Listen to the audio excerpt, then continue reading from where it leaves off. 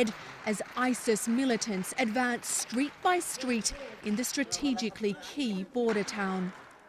The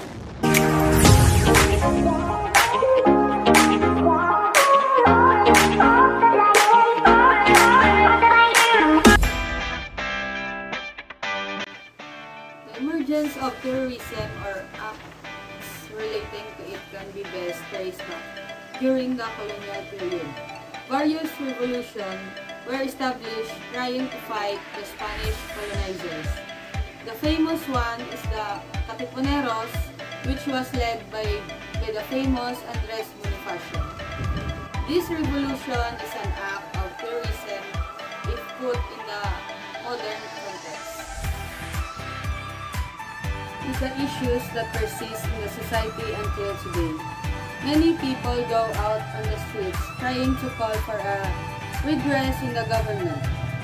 They try to speak up for those who are silenced and those who are afraid to speak up. They try to be loud as they can so that many would hear and trying so that those in the position could hear. Recently, these activists were subject to red tagging, which is as well prevalent in the system of law. Enforcement. People who tries to persist in the government are being labeled as terrorists. This is the problem in the approved law on anti-terrorism.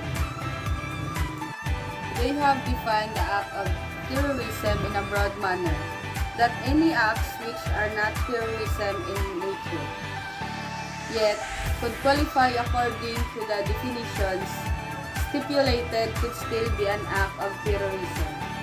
Activists are not terrorists.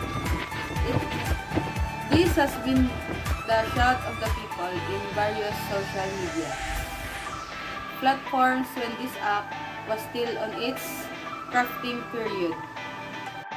They have broadly defined the act of terrorism as engaging in acts intended to endanger a person's life, intended to damage public property or interfere with critical infrastructures where the purpose is to intimidate the government. This is problematic in a way of that it criminalizes intent.